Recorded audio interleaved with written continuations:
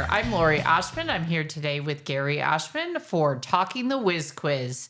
Today's episode will take an in-depth look at the pivotal role of the Designated Employer Representative, or DER, in managing workplace drug and alcohol testing programs. This episode will clarify the core responsibilities and essential training required for the position within the strict mandates of federally regulated industries, as well as the policy-driven approach of non-regulated workplaces. Gary, can you talk to us a little bit about what is a DER? The DER is the Designated Employer Representative, which is the individual within a company that's responsible for implementing the company's drug and alcohol testing programs. According to the federal regulations 49 CFR Part 40.3, a DER is, I'm going to read this out so we have the exact definition, an employee authorized by the employer to take immediate actions to remove employees from safety-sensitive duties or cause employees to be removed and to make required decisions in the testing evaluation process. The DER also receives the test results and other communications for the employer consistent with the requirement of this part. So what does that mean? Really, and this really is the pivotal core role, kind of the linchpin in the company, that's acting between the employees, between the employees, the vendors such as the collection sites, your CTPA. But this is really the person who's receiving all your drug test results. They're the ones who are making decisions. Really, the DER is the person that is taking control of the program for the employer and representing the employer when it comes to all things drug testing. Yeah, the DER is it's really the linchpin of the program. So one of the common mistakes sometimes I do see is you do need to make sure that the person who is your designated DER is somebody in a management role. And they have to be an employee of your company. You cannot contract that role out. But that doesn't mean that you can't utilize the expertise of partners like a third-party administrator, MRO, those types of people to help make those decisions, correct? Correct. But like I said, that DER, like I said, their responsibilities, they're going to be the one receiving the results. If there is an issue, then the DER is the one that is going to be the one who has to deal with that. And that really, is they're the ones, they're the core person receiving the results for, all the tests. So can other employees in the company, receive those too? Yes. I mean, as long, you have other parts of your human resources staff. Obviously these are still very confidential results, so it really is still need to know. But the DER really is going to be that central person. When the U.S. Department of Transportation, their auditors want to come out to, do a federal audit, it's going to be the designated employer representative that they contact. That is going to be the primary person that they are going to talk to. So I said, this really is a linchpin role. So do not, take that and put that into an employee who does not have really firing decision for it. This has to be a position that the person has to be able to make decisions, and they need to be able to really make them on the spot in many cases. As your CTPA, I can advise that designated employer representative, here's what the rules are. Here's what my recommendations are, but I cannot legally make that decision for you on the behalf of the company. Only that DER can make those decisions. So one thing is very important. I said that DER must be an employee of the company.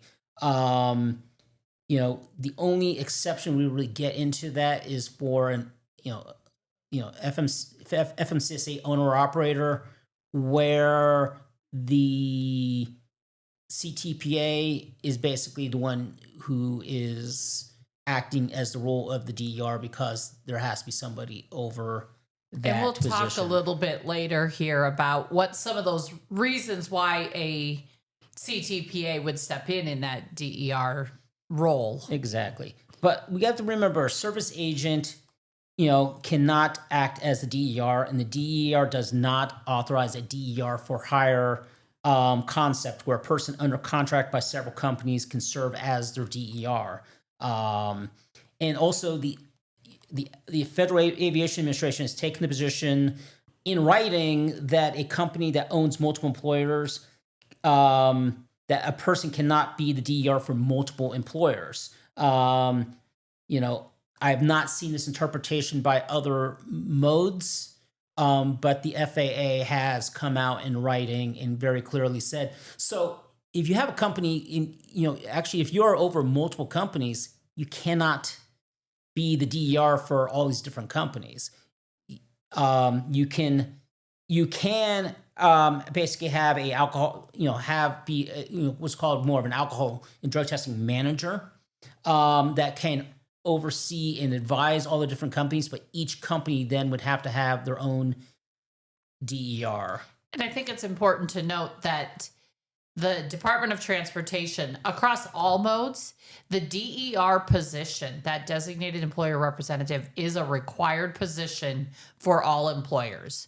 They want to see a person that is responsible for that program, a single person that has that final say, if you will, for the program. Again, it doesn't mean that you can't have others that are part of the team, but there is a single DER that is ultimately responsible for the program. Exactly. I mean, really, we kind of talk about the essential skills, qualifications of an effective DER. One, obviously, they are dealing with confidentiality. They're the ones who are managing those confidential test results. They are the ones who are addressing the HR, related ramifications of all test results. They're the ones who must make a commitment to confidentiality and maintaining that employee privacy. Right. They are also the ones that I said to have decision-making, authority. You cannot just say, oh, I want my administrative assistant, or my receptionist to be the DER because they're the ones that are easiest to get a hold of. They do not have, unless you are granting them decision-making authority, that, really, like I said, it really needs to be a management role that is your DER. And like I said, and when you're making those decisions, I mean, you need to make very consistent decisions across the board. One of the things is, we kind of call it the best practice, is once you do something, you make a decision on one employee or one situation, you need to do that for that same situation. You have to treat it equally every time under, human resources regulations. So it's very important that I said that you're consistent. And then, like I said, and then that which basically brings it, an aspect of fairness across the board, is that all employees should be treated equally and the consequences should match the offense. And like I said, and then you really do have an availability requirement. The DER, it must be available at all times to address any situation that may arise throughout the drug testing process. And if that DER is not available, then it is best practice to have a backup in that position that can. But on all federal chain of custody forms, we now, by law, have to designate and put the designated employee representative's both name and phone number so the collection site can contact them should there be any issues. Also, the same things on the breath alcohol testing forms. The DER's name must be on, and phone number must be on that form. One of the common violations I will see during an audit is that the collection site failed to write in the name and phone number of that designated employer representative. So you need to make sure your collection sites have that information. So if you're sending somebody in, it's best practice to have it on your authorization form of who to contact.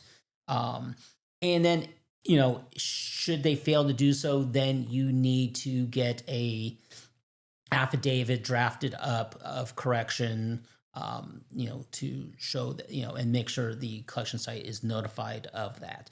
Obviously, they need to have good communication skills, the ability to communicate regulations, policies, expectations to all levels of employees, that attention to detail, because like I said, all this stuff is going to possibly, or actually will be audited by a federal agency at some point.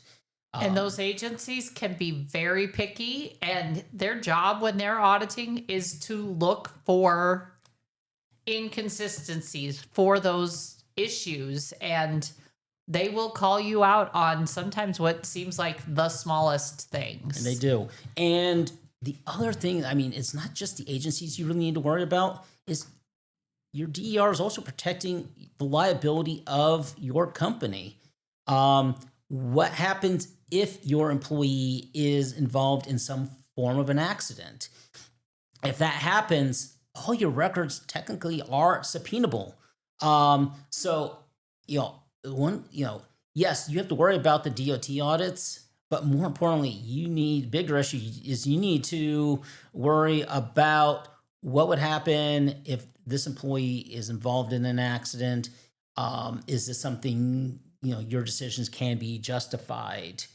And which basically really gets us into one of the core responsibilities that the U.S. Department of Transportation requires of a DER is understanding the regulations and compliance. There is no formal training required for a DER, but they are required to know and be familiar with the employer requirements of 49 CFR Part 40, which is the drug testing requirement for all DOT modes and service agents. But also they need to know the regulations for each particular mode that they operate in. So if you are in the trucking, transportation, industry, that you are employing CDL licensed drivers, you need to know 49 CFR Part 382, which is the drug testing requirements for the Federal Motor Carrier Safety Administration. If you are in the FAA, you need to know 14 CFR Part 120 requirements. That is a core requirement that the DOT has put on, that, from a DER's responsibility, is to know those regulations. That, yes, your CTPA is there to help advise you, but the end of the day, it is the DER's responsibility to ensure compliance for your company.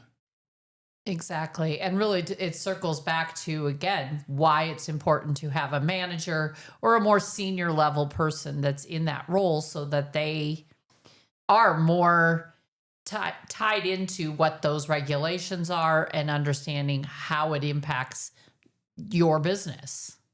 Exactly. Like I said, because like I said, it's definitely, they're there. Your DER is there to deal with your risk mitigation and legal considerations. And on the non-regulated side of that, it's really understanding your policy, and also on non-regulated, it's not driven by federal regulations. It's largely driven by those state policies when it comes to employer drug testing, and every state's a little bit different, and it's making sure that you understand all those little ins and outs and making sure that your program follows all of those regulations. Yeah, and besides just the state requirements, a lot of times some of your clients that you're contracted with will also put some requirements on you too. So you need to know what are each of your clients requiring, what are in your contracts. And we run into that quite a bit, that, one of our clients will say, hey, our client is requiring this. And, so we have to make sure, is that panel correct? Is the types of testing correct? Are you hitting your random testing rates that are required? That, of course, is both a federal thing and a client requirement. Because do you really want to lose that contract because you didn't do what is in your contract with that client? Right. We're definitely seeing that a lot with subcontractors are getting held to some pretty high standards in some of those situations. So, one of the things I said we really do want to look at is from a compliance standpoint. Like I said, understanding, what are, one, we want to understand what types of testing you have to do for, each, whether you are DOT or non-DOT. I mean, DOT kind of is the standard that a lot of people work under. One of the big differences between a DOT test and a non-regulated sometimes is what drugs you're testing for, because sometimes you can test for other things or exclude certain drugs that the DOT tests for, Right. that the non-DOT, or is there other methods of testing. But you do need to know and understand the test types, such as pre-employment. One of the things with pre-employment is you need to have that this is a post-offer test. You do not just test people and then say, maybe I'll offer you the job. It is, you are offered the job conditional on you passing that test. One of the aspects I've gotten from an FAA interpretation, that is, the FAA basically has said that you can't even start working for that company until you have a negative drug test. Not that you can't start. They're not saying, no, you can't. You can't do any safety sensitive work until you have that test. No, you can't even put them into orientation, Right. until you have that negative test. They cannot work 1 minute on the payroll, even in a non-safety sensitive role, until they have that negative test. So I think the key there is really, it's good practice in any industry, is you should have that negative drug test result before that person starts working for you, before they have entered your doors. And again, it goes back to that protecting the liability of your company. Exactly. One of the other requirements is post-accident testing, post-injury testing. Under DOT, it's post-accident testing. One, you need to know what the definition of an accident is under your particular mode. And if your company policy says we drug test for every accident incident, then you need to make sure you understand that you need to send that person in for a non-regulated test. Under your company policy, if you cannot test them under the DOT, you cannot just test everybody under DOT just because they are DOT regulated employee, but it does not meet the definition of that mode's of post-accident. And so you need to know what the timing is requirement on that. It can vary by mode. Motor carrier and FA, which are obviously the two biggest modes, basically state that drug test has to occur within 32 hours of the time of the accident.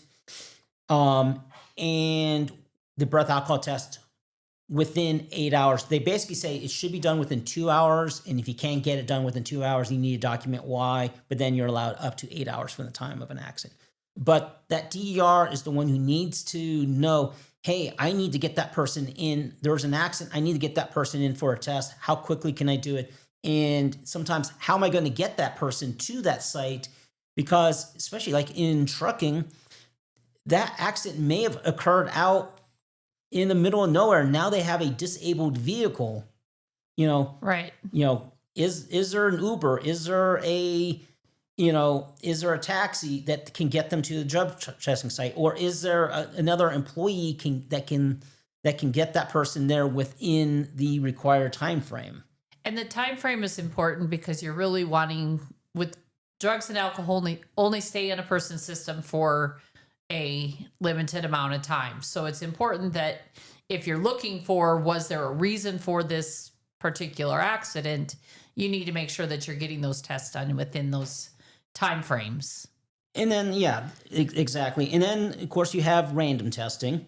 And, that's going to be dictated, the rates are going to be dictated by the federal law.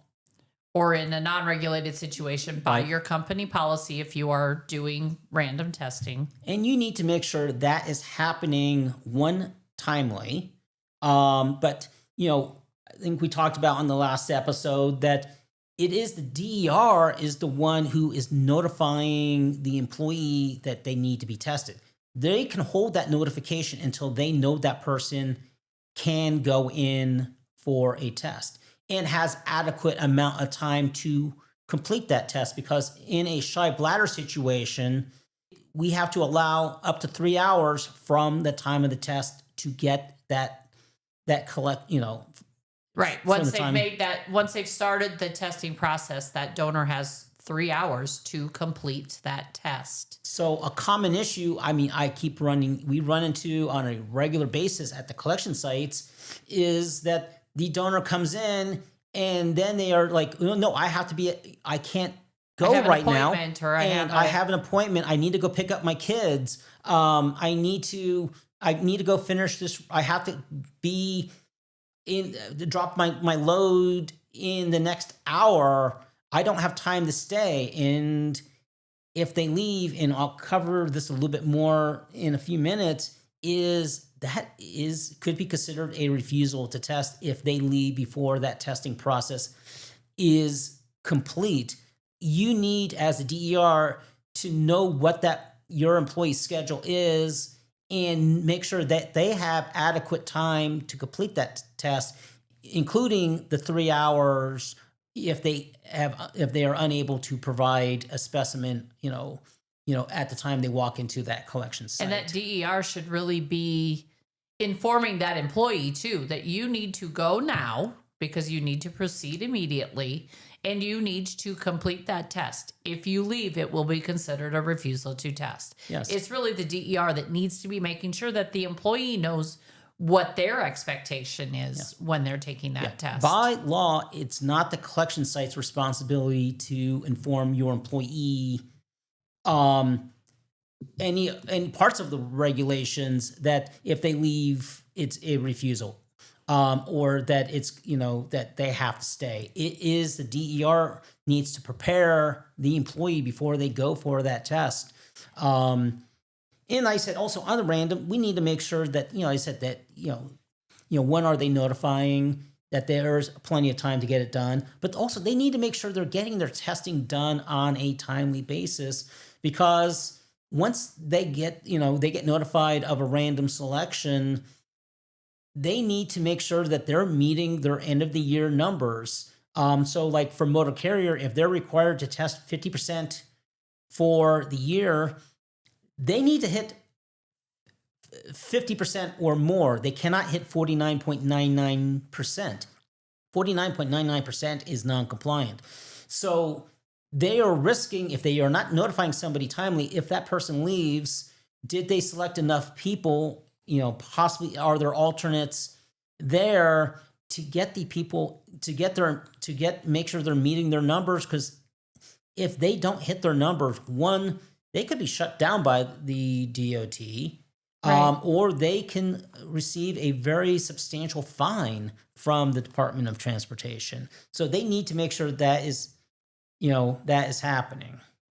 So really the best practice is when you are, have your selections, you need to get those people tested immediately. You may do quarterly randoms, but don't wait until the end of the quarter. If you got the list at the beginning of the quarter, get it done. Is the recommendation. And I'll kind of even say immediate is if you have those employees on a critical job that you're going to lose a contract over, get that done.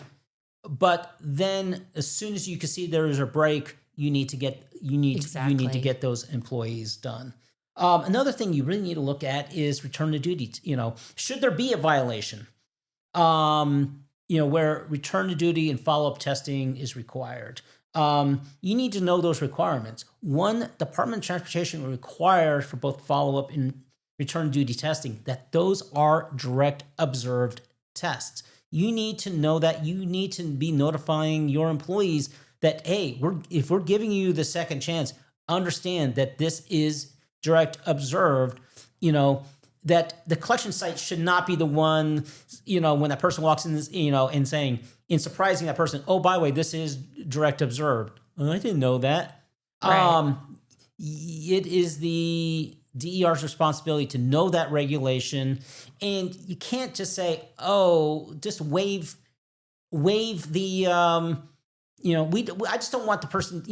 I don't want the person to be observed. If it's under Department of Transportation, it must be observed. So If it's not observed, it cannot be counted toward those numbers that, those requirements.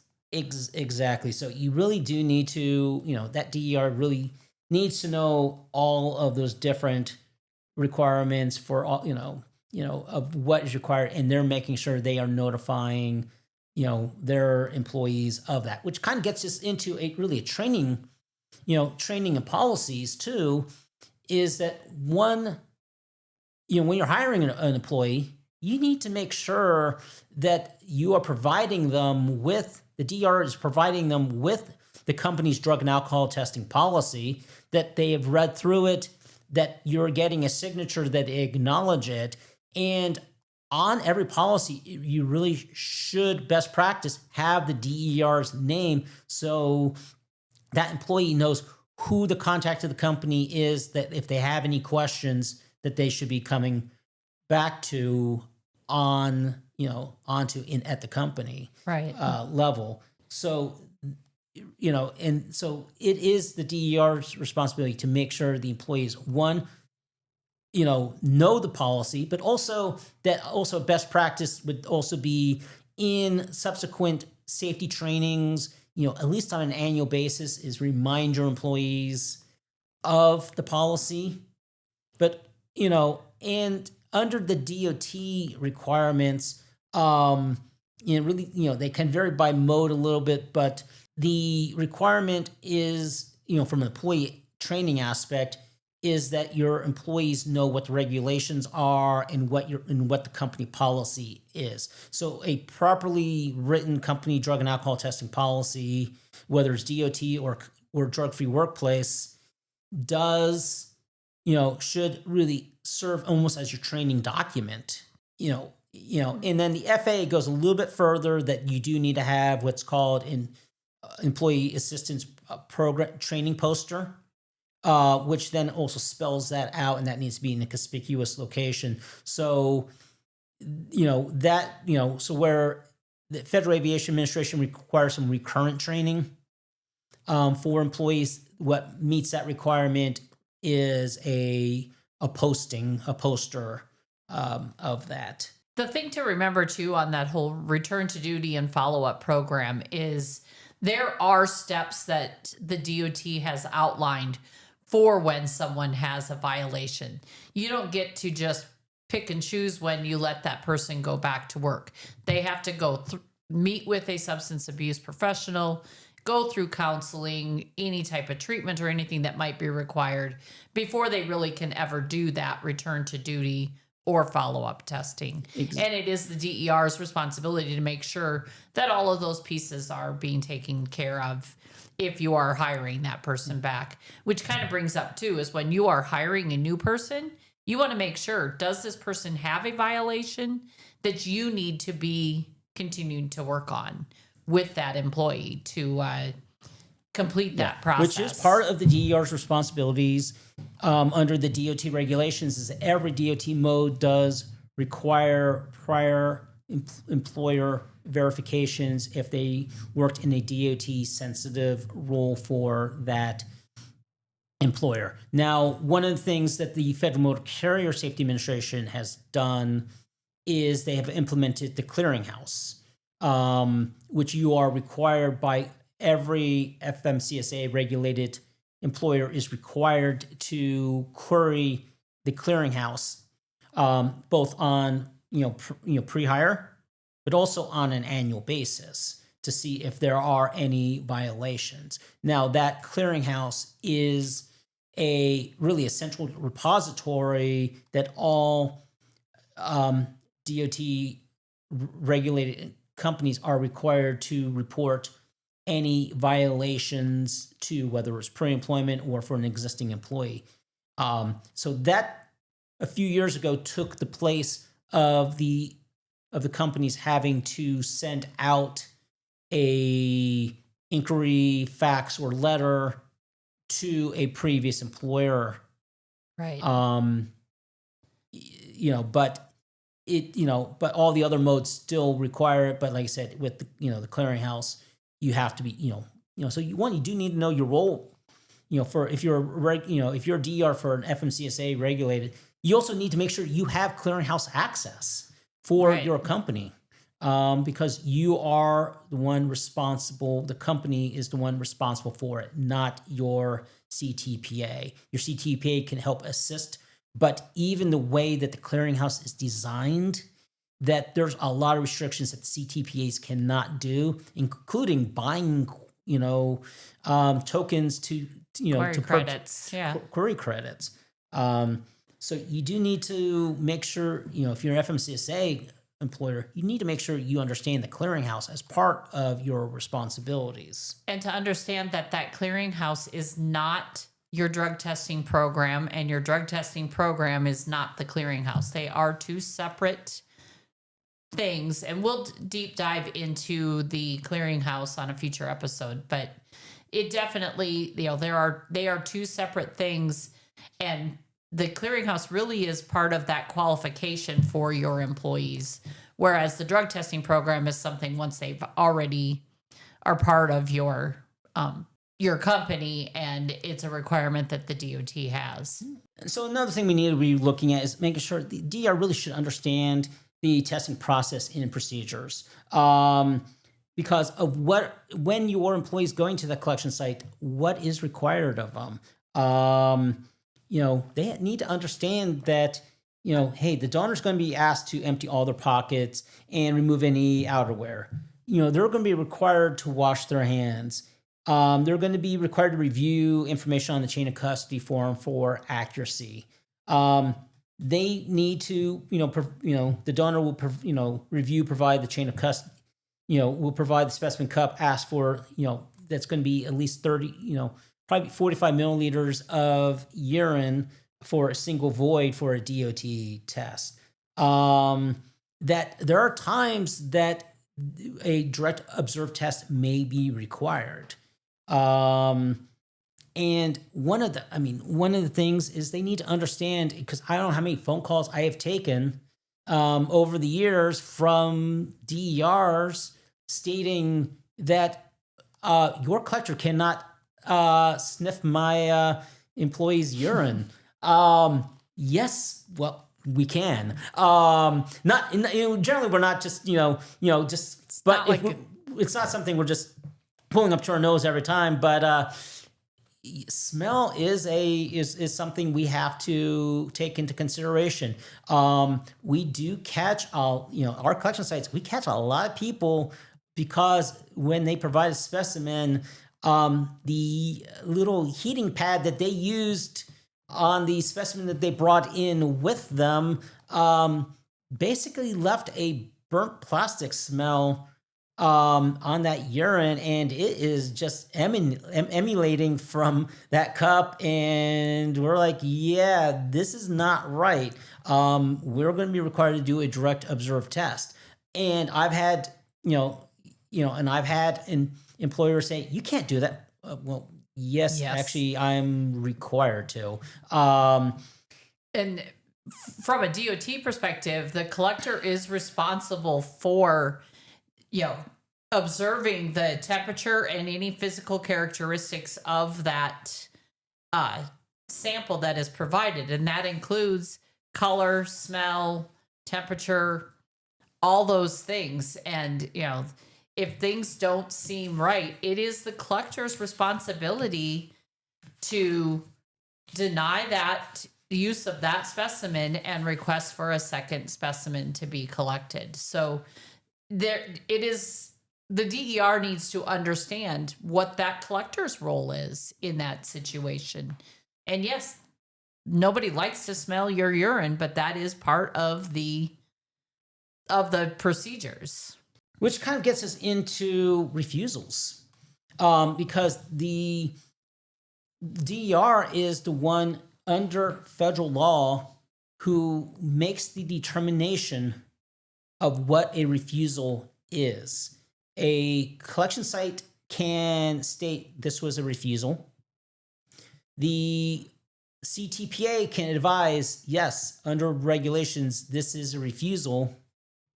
But the collection site and the CTPA do not have final word on that. The only two people that can determine a refusal to test is the designated employer representative and the medical review officer. And the medical review officer only can make that determination of refusal under a couple situations. Most of the situations, it comes down to the designated employer representative making that determination.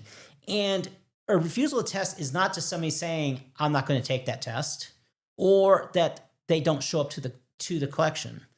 It very well, and here's probably one of the most common ones that we deal with, is what we kind of just talked about, is that the employee started the testing process and they either had a shy bladder, or their first specimen was suspected to be adulterated, substituted in some manner, such as we did get a smell, or it was the wrong color or the wrong temperature.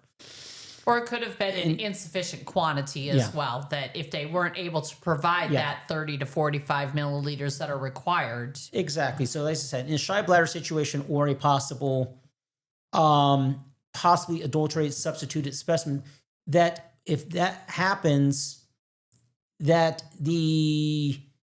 and the donor says, well, I need to go pick up my kids, I need to go do this, that if they leave, it is, from the collector's perspective, at that point, that is a refusal that to is test. considered a refusal to test under what the collector is going to say.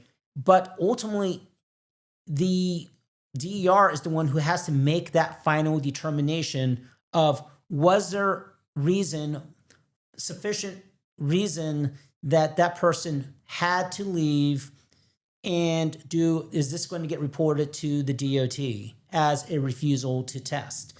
So, and it's important to remember that the DOT defines with a test that donor has up to 3 hours to provide an adequate specimen, and that if they leave the facility before providing that specimen within that 3-hour time frame, that it can be considered a refusal to test. Exactly. So really, it is the DER's responsibility to take all things into consideration. So they need to go look at, what is their employee saying? What's their side of the story? What is the collector saying? And then make a determination of, do I consider this a refusal to test or not? Now, something they really need to consider when making that determination is, we'll help advise, as their CTPA, we'll help advise that company and say, look, under regulations, this is a refusal. This situation is a refusal to test. Or, hey, let's go look at this. I'm hearing this. Here's things you need to look at a little bit closer. But whatever determination they make, they need to defend, because in the case of an audit, they need to be able to they need to document their decision and why they made that decision, what were the aspects that led to that, and are they comfortable enough defending that in an audit? Because it is, there's, the company may be fined,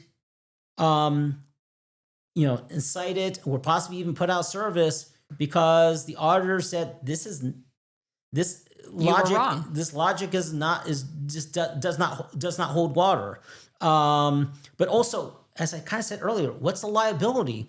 Because what if even you felt you had a good justification, you have not been audited, but your employee now got into an accident, and the other, somebody else got, injured, killed, and their attorneys are subpoenaing your records, and they look at it and say, okay, this person had a test.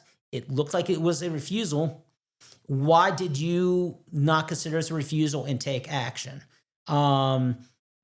So there's a liability to whatever your decision is. So don't just say, because I've had so many employers say, well, my employees said this. I 100% believe them. I've learned a long time ago that there's three sides to every story. You have your employees, you have your collectors, and the truth lies somewhere in between. And honestly, the truth usually lies a lot closer to the collector side than it is to your employee side, because who's the one who has the most to lose? Right. So yeah, I mean, is there times that yes, there is an emergency and that person had to leave, and you can really justify it? Yes, there is. I think the key there is the DER is responsible for making sure that there is proper record keeping, which with whatever decision you make, whether you're deciding that yes, this was a refusal and documenting that appropriately, or vice versa. If you are determining that it is not a refusal and giving that person another chance to take that test, it's, making sure that your documentation is in place, which is a critical role of the DER of keeping proper records and documentation. So really it is making sure you understand what is, what is required of your employee, because like I said, you are going to have to, you may be making a determination that is going to have to, possibly defend it. So really it is something that the DER really needs to make sure they know, they know their role, in all of this. So, and then of course they also have that responsibility we kind of talked about with the FMCSA of then reporting that, if they determine this is a refusal, if it's an FMCSA one, that it is reported to the clearinghouse. Do we want to touch a little bit on kind of understanding what some of the possible test results are as far as, and what that DER responsibility is in those situations? Obviously a negative test, it's very, cut and dried. It's a negative test. When there's a positive test, you absolutely want to make sure that you are following your company policy when it comes to that result. But then you run into some special situations, like you might get a dilute specimen, and can you talk a little bit about what that means and what the DER role is in that situation? Okay. Dilutes basically kind of really fall under two categories. There's dilute and what we call super dilute. And super dilute generally means it's substituted. But in most cases, a dilute specimen, there's, I kind of found out there's, 50% of the reason, 50% of the time when we have a dilute specimen, the person just innocently probably was trying to, we'll call study for the test, prepare for the test, and just drank way too much fluids before taking the test. And basically a dilute specimen is that in effect, that the specimen is so watered down that the body did not have time to metabolize and process the fluids that were in, you took into your system. And so really you're in effect almost peeing out water. So the laboratories are checking for both acidity and creatine levels in every urine specimen to determine, one, is this human urine, and is this within basically what was considered a valid test. So half the time somebody just drank too many fluids, and they just have what's called a dilute specimen. The other half of the time, your employee was purposely trying to water their specimen down, hoping to buy an extra couple days. So when it comes to a dilute specimen, as a company, this really is going to come down to that best practice, that policy that you need to kind of implement across the board is, what do you do with a negative dilute specimen? Basically, the DOT says you have two choices. you can either accept that negative dilute as a negative test, no issue. Or you can send that employee back in and get a recollection. Right. And if you send them back in for a recollection, if it comes back as dilute the second time, then by law you have to accept that as a negative dilute. Right. So, but really you need to make a determination as a company policy is, do we accept a negative dilute as a negative test, or do we require that person to go back in for a retest? And you need to keep that consistent every time. You can't say, well, if it's this employee, then it's fine. If it's this other employee who I suspect something, then I'm just, I don't like him as much. Right. I'm going to send him back in for a retest. So a negative dilute really is going to come down to company policy. A positive dilute is a positive. It's a positive. Regardless, is a positive. It doesn't matter if it's dilute. It is positive. The positive part of it takes precedence. Yeah. And then I said, then we have what's called super dilute. Super dilute means you really are just peeing out almost pure water, or in some cases we've caught that somebody brought in their their urine from their pet. And Sounds it does funny, but it's true. it is, because the levels, the levels for creatine and acidity for a human are always between a certain range, and that if we start finding, the laboratory starts finding certain things in there, or those numbers are just so off, then we but at that point, then the medical review officer it's not even reported it's not going to be reported to you as a dilute or negative dilute or positive dilute. It's going to be reported as the laboratory didn't even run it because of how dilute it was. It's invalid. It's an invalid test, and that medical review officer will then make a determination, basically determining a recommendation of whether that employee needs to retest to count that as a valid specimen. And usually in those cases, the MRO is going to be recommending if they are recommending a recollection, that it is under direct observation. Again, because there is concern that there may have been a substituted specimen, or basically an attempt at cheating on that test. Exactly. So then we also have what's called a cancel test. A cancel test is a problem with the testing that is no fault of the donor. It could be such thing as a fatal flaw, such as was lost in transit, leaked in transit, had an uncorrected error made by the collector.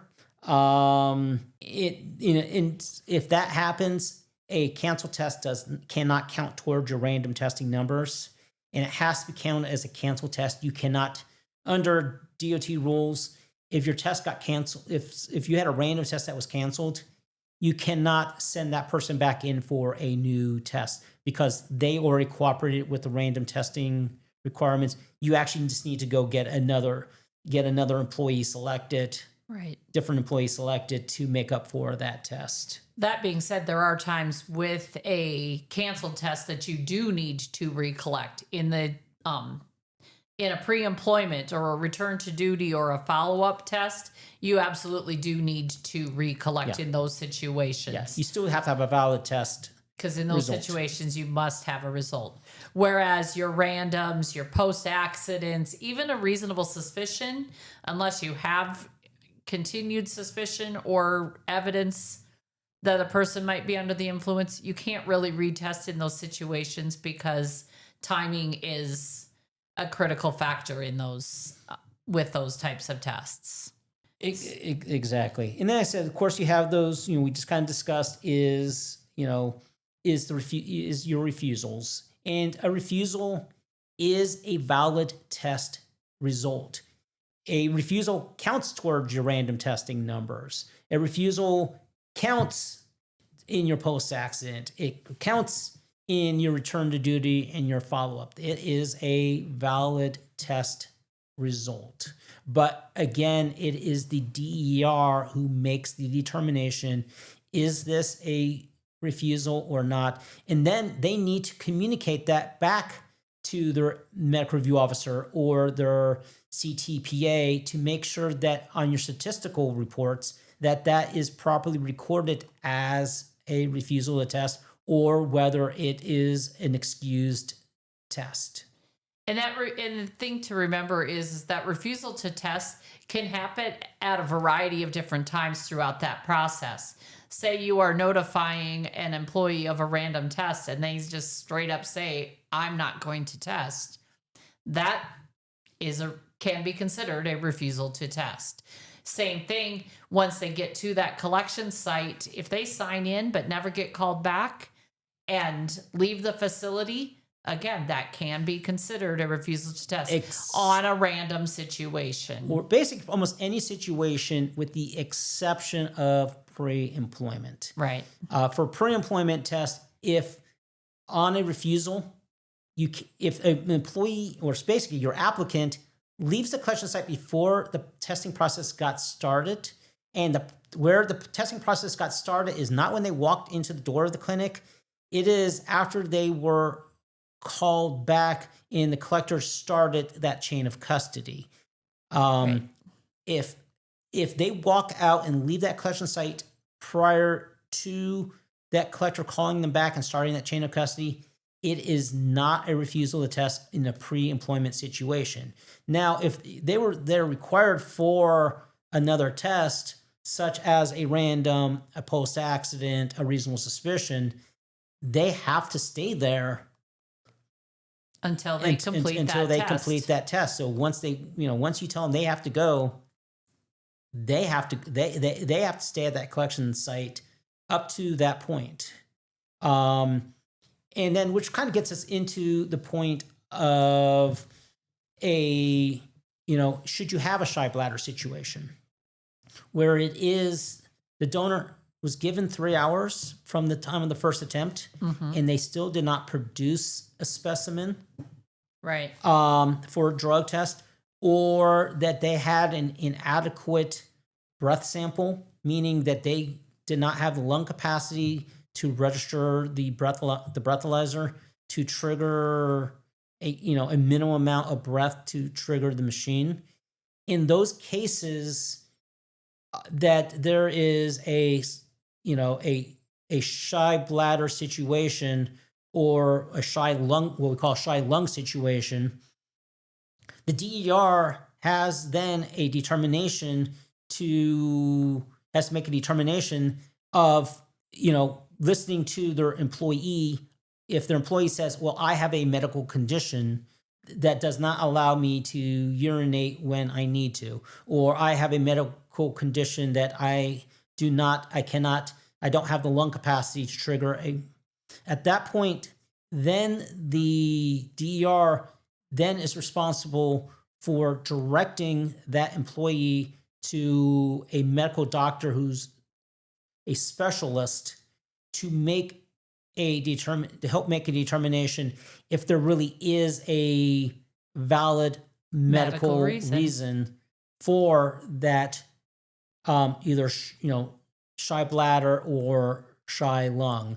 So in the case of a shy bladder, generally that person should get referred to a urologist. Right. In the case of a shy lung situation, generally they are going to get referred to a pulmonologist. You don't refer them back to their family doctor, right? Because that person does not. Yes, they are a doctor, but they generally do not have the medical level of expertise in the type of testing required to make the determination of whether this is a valid medical explanation or not. And then generally at that point, you need to get your MRO involved, who should be communicating with that other specialist to then make that final determination. Yes, this person has a valid medical reason, or they do not have a valid medical reason. Right. If they do have a valid medical explanation, then that test is going to be canceled. be reported as a canceled test.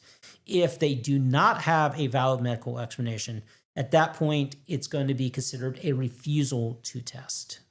And in that case, typically, when it gets to that point, it is the MRO that is making that decision, Exactly. not the DER in those situations. Because at that point is a medical determination.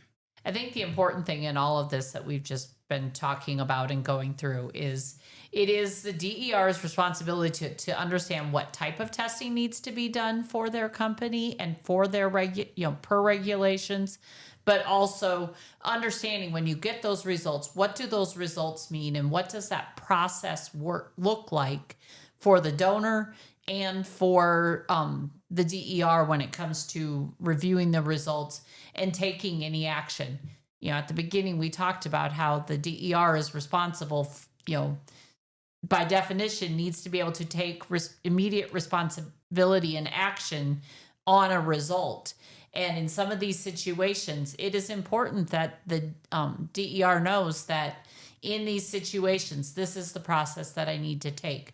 And in any of these cases where you have a person who has any type of presumed violation, a positive test, a refusal, things like that, the most important thing is that you first and foremost remove that person from any safety sensitive functions until you are able to address the situations and make sure that all the proper protocols have been So really followed. it is that DER needs to know what the employer actions are when the employee violates the rules. If they get a notification of a violation, they have to immediately remove that employee from safety sensitive functions. And Right. what that means is to say you have an over-the-road trucker, you got that report, they're out on the road. You have to shut that truck down on the spot. Right. Even That if it's might in the be middle of- leaving it on the side of the road. It may be on the side of the road. It may be in a parking lot someplace.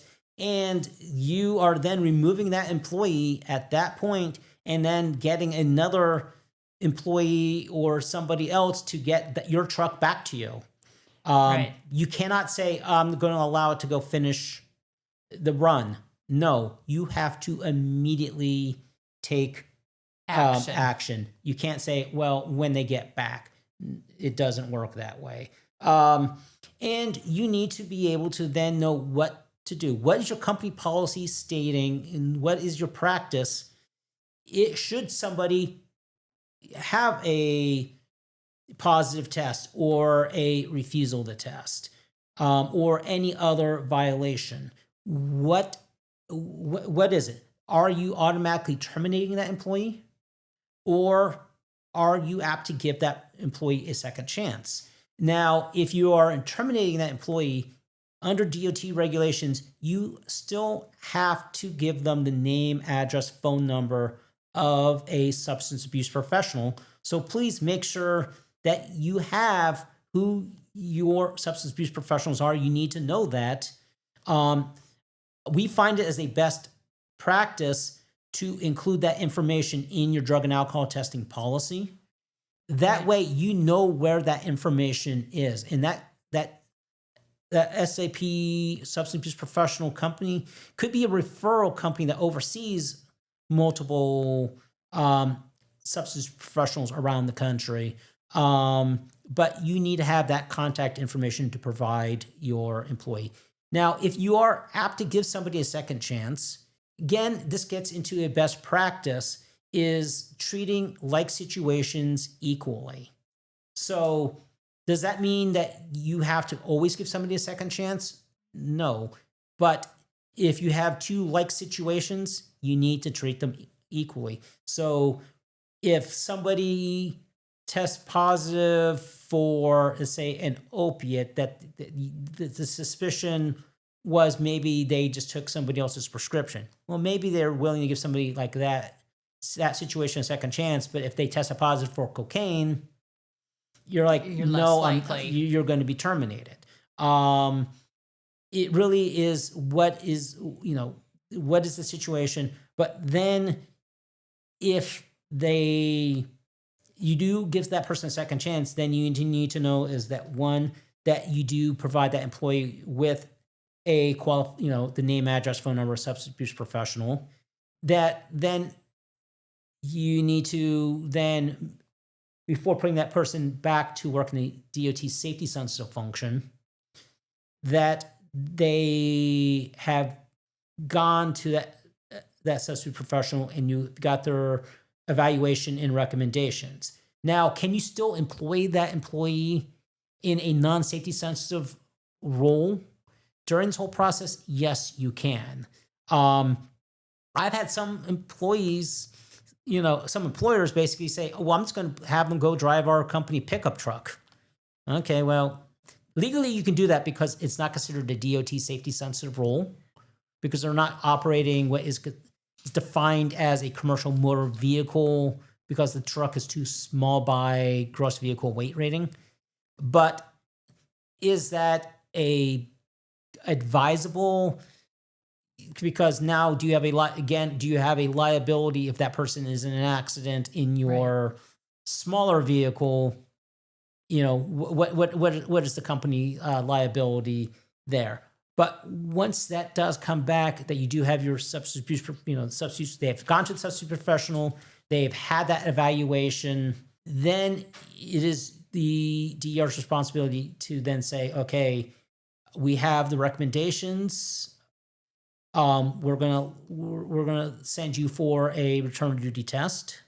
They need to wait for that result to come back, and then they need to then advise of the follow-up plan that the substitute professional laid out to them, and make sure that is carried out fully, because now it is the DER's and company's responsibility to ensure that follow-up plan is fully implemented while that, as long as that employee is still with you. Meaning that if the substitute professional said that this person needs 12 tests in the first 12 months, that you got 12 tests in that month.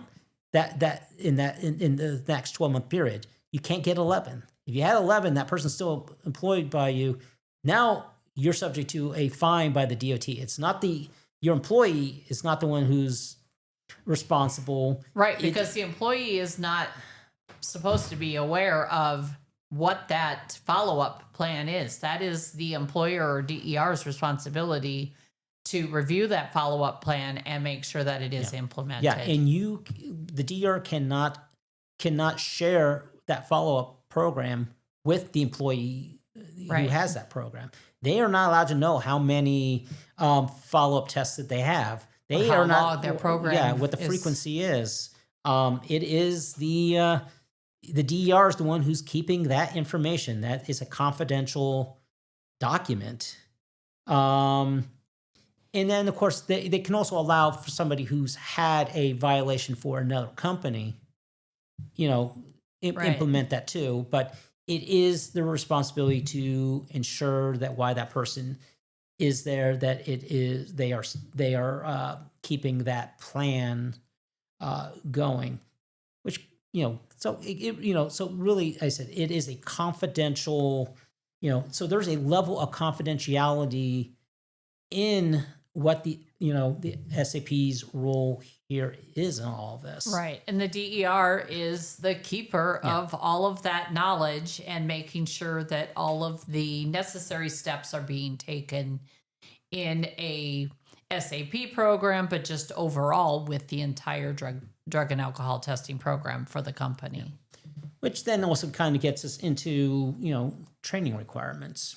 As I said, we said at the very beginning, is the DOT does not require formal training to be a designated employer representative. But it is a best practice for that person who's assuming a DER role to go through some form of a DER training class that they need to familiarize themselves with 49 CFR Part 40 regulations, especially when it comes to the employer's responsibilities. They need to familiarize themselves with the drug and alcohol testing regulations of that mode. But they need to then also understand all of these different aspects that they are responsible for.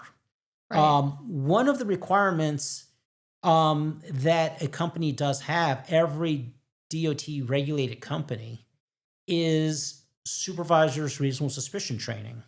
That is mandatory for every mode. Most modes, it's a 2-hour class, an hour on recognizing signs and symptoms of drug abuse misuse, and another hour on recognizing the signs and symptoms of alcohol abuse misuse, that they are required to have prior to ever sending an employee in for a reasonable suspicion test. Now, does that mean the DER is required to take that class? No. It could be other supervisors in the company, because the people who need to be taking supervisor reasonable suspicion is the people who are overseeing the Or employees. supervisors. Yeah, who are overseeing and are have contact with those safety sensitive employees on a daily basis. Now, of course, it is a best practice that the DER also has undergone that training, because they also should be consulting with that determination. So a very small company may only have one person that has gone through that supervisor's training. Right. Whereas a larger company may have multiple employees that have gone through that training. And the frequency that you're required to have that training is very dependent on the mode. That many modes, like federal motor carrier, only require a supervisor to undergo that reasonable suspicion training once in their career. There is no recurrent requirement in motor carrier. Whereas the Federal Aviation Administration requires recurrent supervisors training every 18 to 24 months. Now, of course, it's a best practice for your supervisors who are not required to have recurrent training to still every so many years to go back through a refresher class. Right. So best practice is to do that. Requirement is that they at least have to have a supervisor that is trained. Now, that being said, in an owner-operator situation, basically the way the regulation reads for motor carrier is that they have to be, that you need to have that training in order to send somebody in for a reasonable suspicion test. So it does not mandate the training. It mandates the training prior to sending somebody in for a reasonable suspicion test. Meaning, in an owner-operator situation, you're never going to send yourself in for a reasonable suspicion test. It just does not happen. It would be a rare situation for sure. You know, your husband or your wife might want to send you in, but you're not going to send yourself in. So the motor carrier auditors are not going to require that the owner-operator has gone through the 2 hours of reasonable suspicion training. Now, but if a company is a one-truck operation, but the owner of the company is not the driver, then that owner of the company or whoever the DER for the company is going to need to go through reasonable suspicion training. Right. Now, Federal Aviation Administration has given me a completely different written interpretation that they have basically said is, we don't care if you are an owner or operator or not. You will go through the 2 hours reasonable suspicion training, no exceptions. Right. So it's just the key there is making sure as the DER you are familiar with what those requirements are by your mode of transportation. And, you know, we're talking a lot of DOT and regulated testing, but this training is a best practice for all companies. Any company who is offering drug testing, it's a good idea to have your supervisors go through this training to be able to recognize those situations where there may be use or misuse of. Yeah. Really, the concepts in reasonable suspicion training are universal. You know, can we do modal specific? Yes. But really the bottom line is that if you have undergone 2 hours of training, an hour in recognizing the signs and symptoms of drug abuse, another hour in recognizing signs and symptoms of alcohol, that carries across every mode and into your drug-free workplace program. You do not need to go through that is modal or specific to DOT or Exactly. So the concept's definitely so it definitely is a best practice for your drug-free workplace to have your supervisors understand what that is. Now, one of the things, when I teach that class, and this is kind of something, kind of a tidbit of advice for DERs, is when we talk about confidentiality and having to have those hard conversations with your employees, whether you're notifying them that they were, that you were going to do a reasonable suspicion test on them, or, hey, I have a result that is, that may be leading to you, having your job terminated.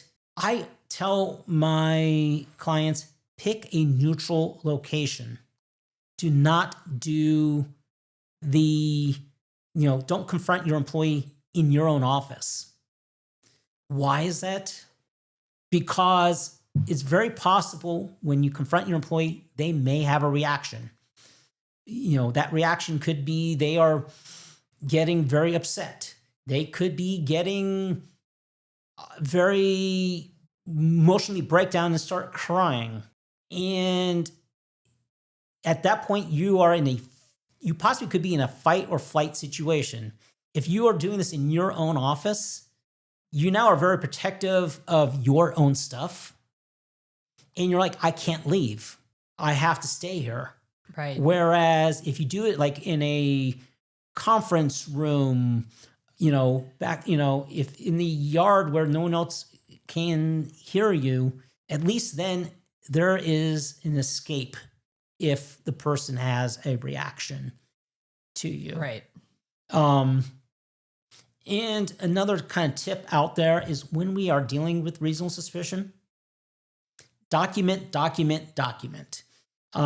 Even if you don't feel you have enough cause to send somebody in for a reasonable suspicion test right now, Document the situation. What happened?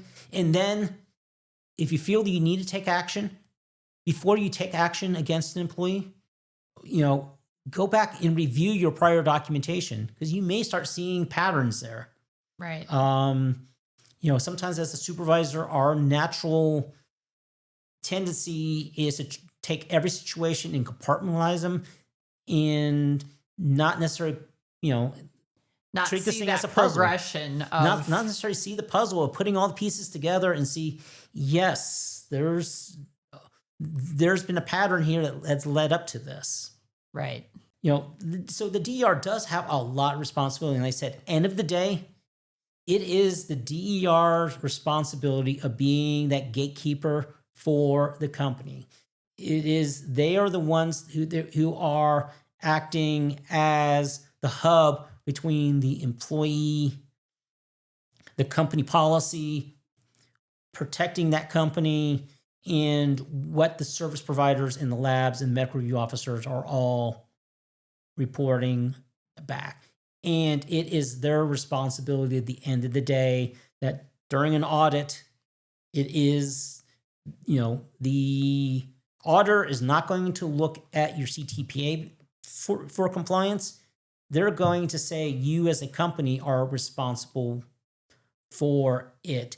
So make sure that you are monitoring everything coming out of your providers, such as your CTPAs, and that you are being fully compliant. I think that really brings into kind of just in that record keeping and documentation is that you, as a DER, your responsibility is to keep detailed and complete records of all of your drug testing situations.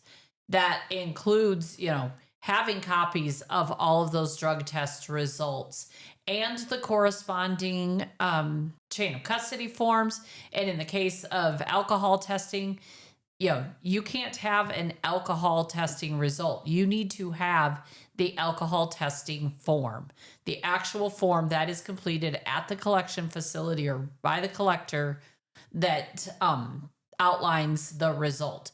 That is what the DOT is going to accept as a result. They don't want just a piece of paper with the result of negative on it. They need that actual form that the donor has signed, that the collector has signed. So it's important, from all of those record keeping things.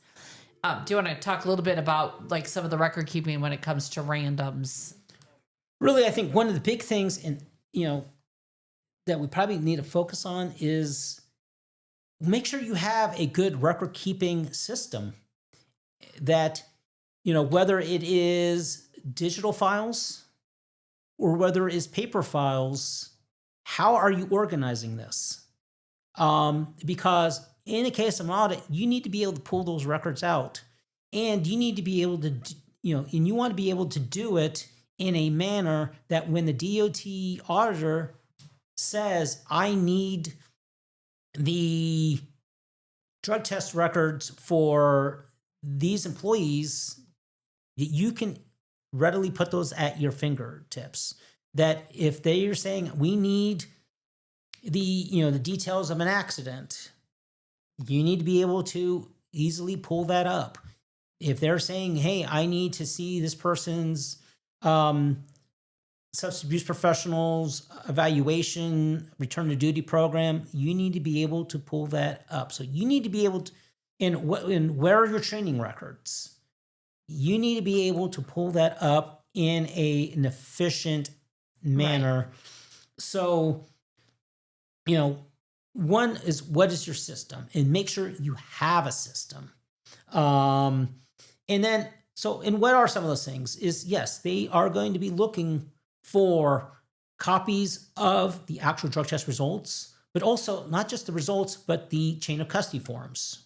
If breath alcohol tests are required, as you just talked about, that the DOT auditor does not want to see just a breath alcohol test number. They need to see the actual DOT alcohol testing form. The DOT keeps talking about that they were going to turn this, that they're going to allow for an electronic, like they've allowed for electronic chain of custody forms for drug, that they're going to do this for alcohol.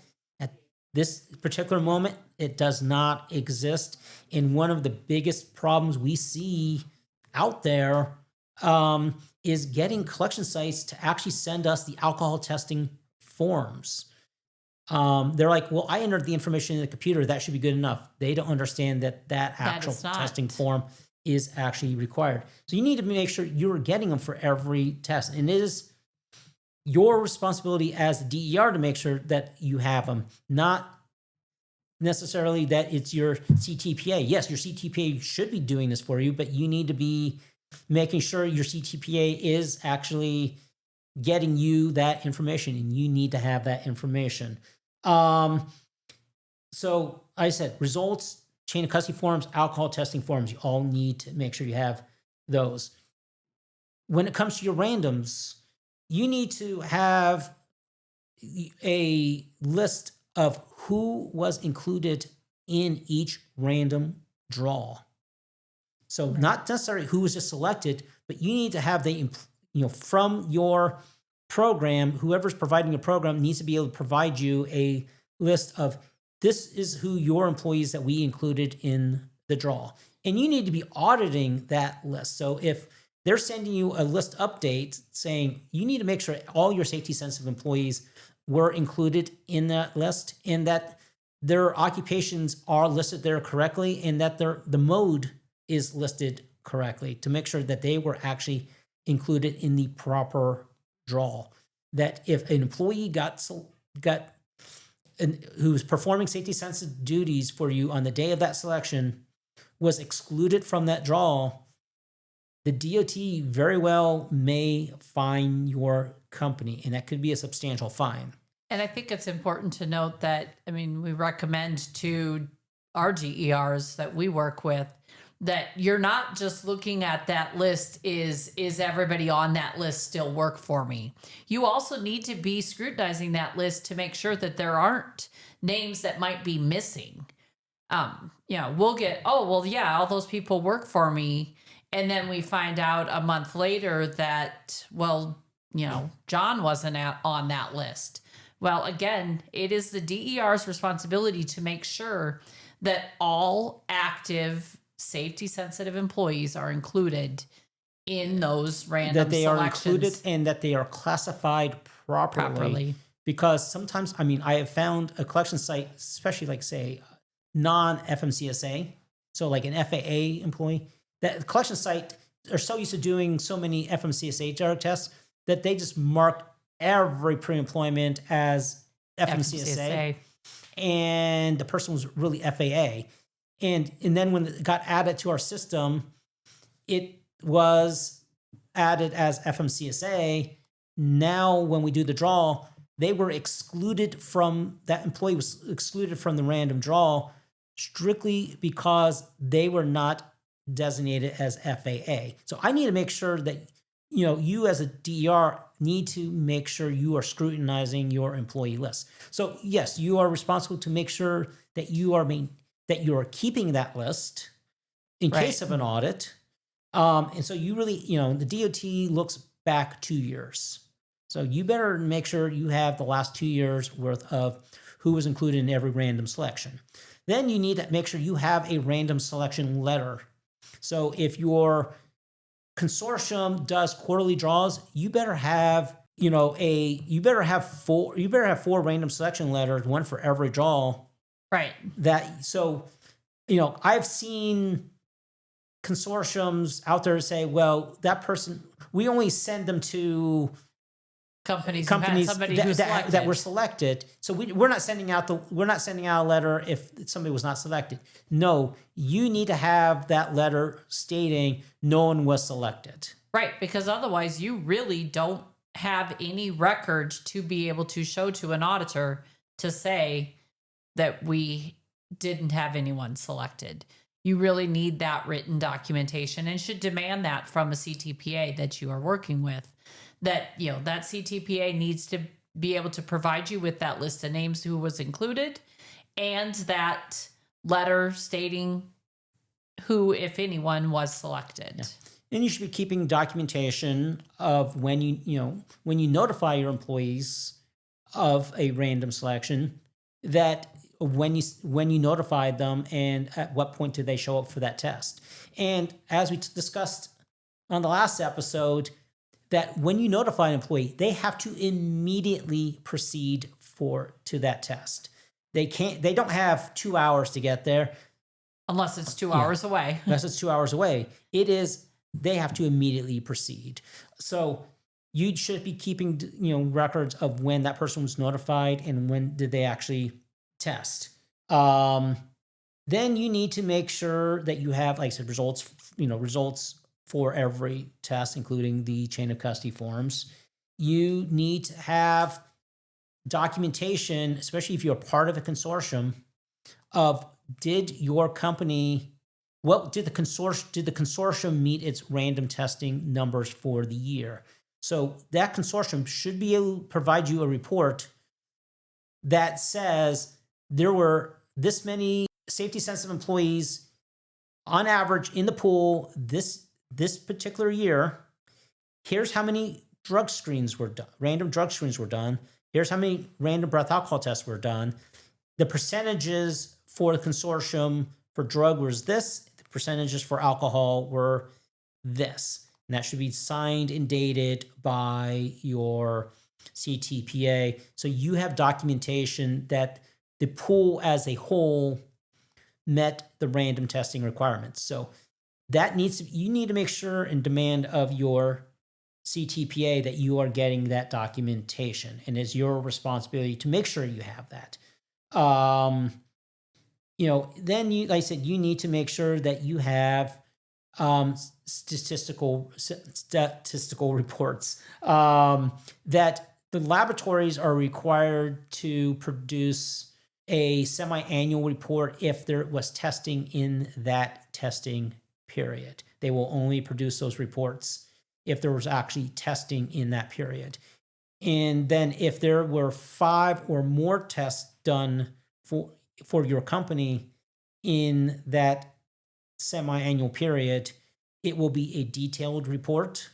If it is less than 5, it won't be a detailed report. It will just say there's not enough data here to give you a detailed report. Right. But then you are still required to produce an annual MIS report that may be required to be filed with the DOT agency in their online system.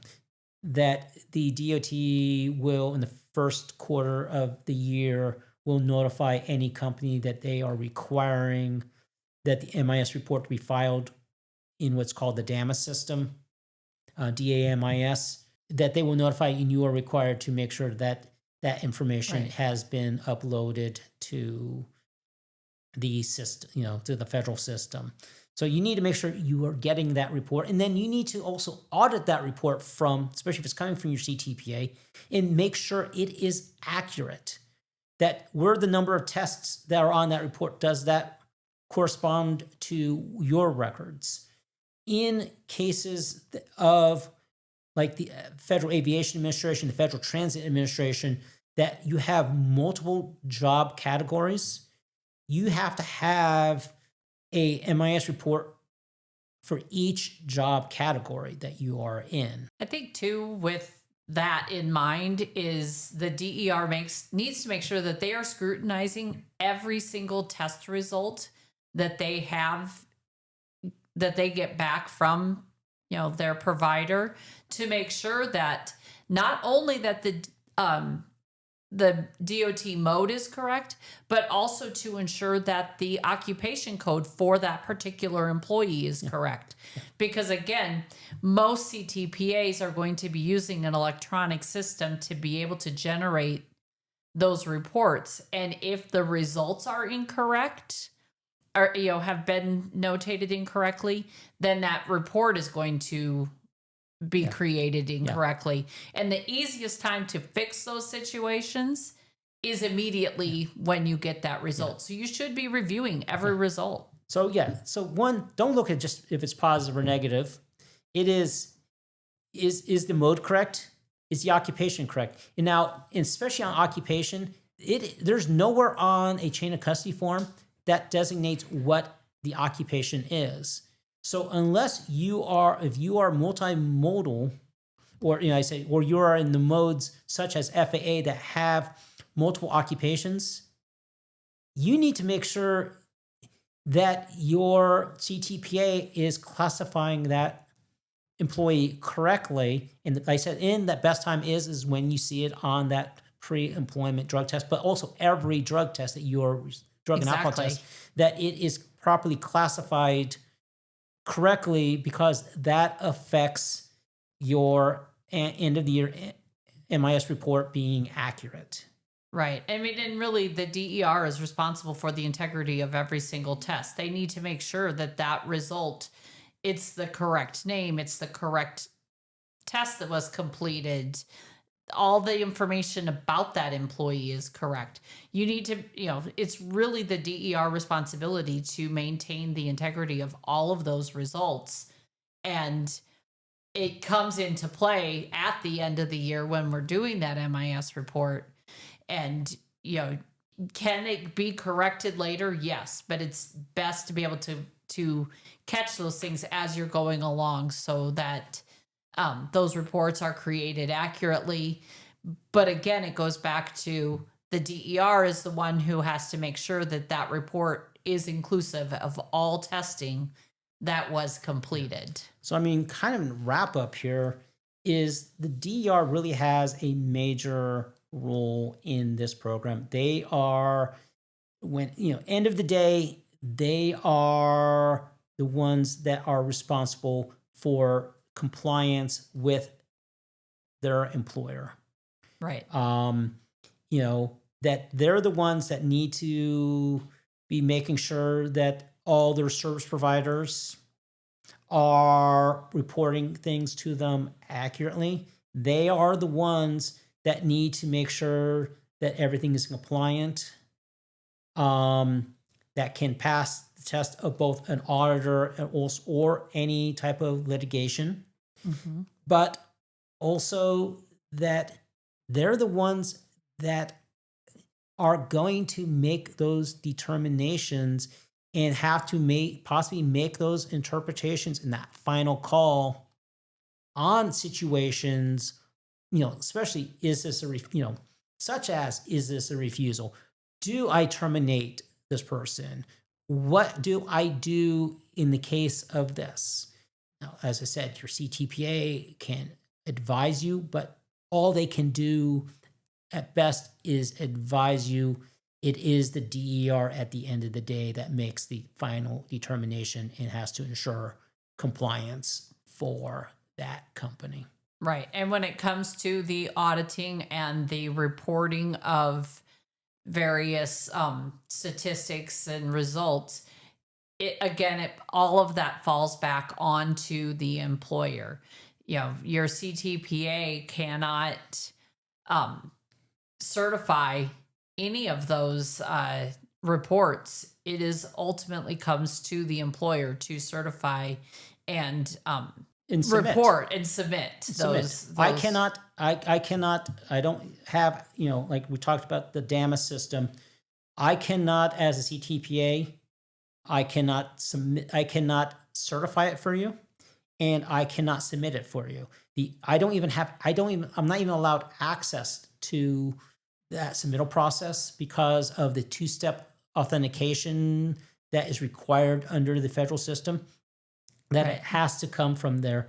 But like I said, so really employers, business owners, make sure you need to carefully select who you're designating as your designated employer representative in your company. If it's not yourself, who is it, and have you granted that person the authority to make those critical decisions? Right. Because it is your liability at the end of the day. I think that we can wrap up now. I mean, we really have covered a lot today with regards to the designated employer representative and understanding, their critical role in compliance, understanding compliance, being, proper record keepers, and having that confidential and authoritative role when it comes to the drug and alcohol testing program. And I just want to thank you all for listening, and we will see you next time.